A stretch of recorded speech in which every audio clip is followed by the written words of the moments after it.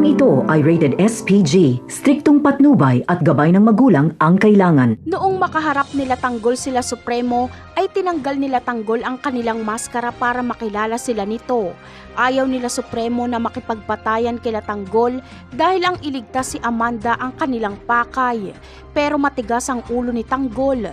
Gusto niya talagang patayin si Supremo. Kahit nakiusap na si Berting na wag silang magpatayan dahil pinapaikot lang sila ni Agustus, ay ayaw makinig ni Tanggol.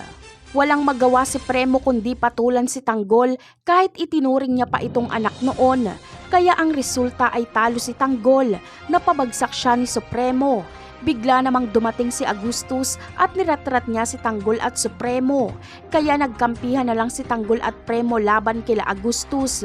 Mababaril sana ni Agustus si Premo pero humarang si Amanda kaya sapul at bagsak si Amanda. Agad na inakay ni Premo ang walang malay na si Amanda, habang si Tanggol naman ay galit na galit at si Agustus ang kanyang pupuntiryahin.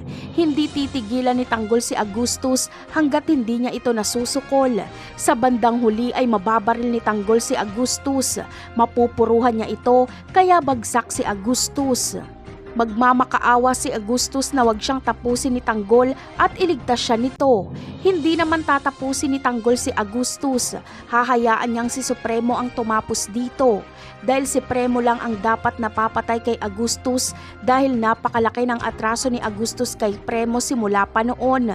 Napakarami pa nating dapat abangan sa mga susunod na episode. Paalam!